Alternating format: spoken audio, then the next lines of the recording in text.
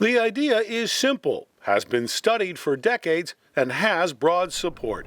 Designate the waters and the shores of the bay a national recreation area. This has been a dream of many people for a very long time. Senator Chris Van Hollen and Representative John Sarbanes introduced legislation to form what's called a work group. We've established and launched this working group to come up with the proposal that we can then submit to the National Park Service and then push for in legislation. The Chesapeake Conservancy has been, since its inception 11 years ago, pushing for such a national designation.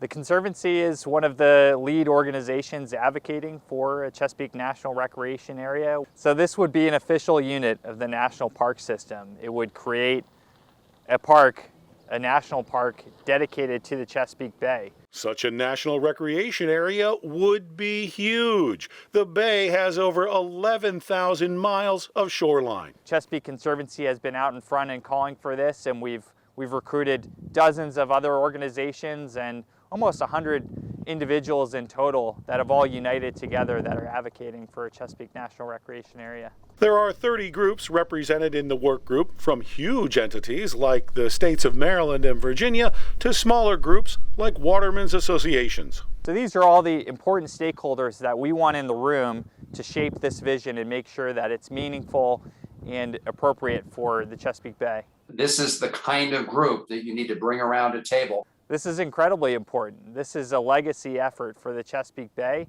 People have been wanting to do this for over 50 years, and we finally figured out a model how to do it. And this is incredibly important for expanding public access and really creating a national park worthy visitor experience throughout the Chesapeake Bay.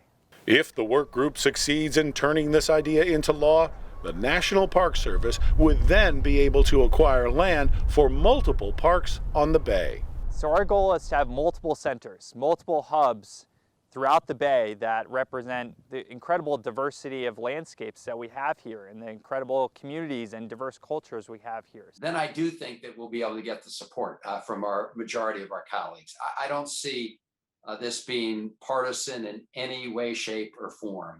This is about protecting a great national and natural treasure and making sure it's there for the enjoyment of generations to come and bringing it to the attention of all America. So all of America can come to love what those of us who know the Chesapeake Bay already do love. Formal meetings of the work group are expected to begin this summer.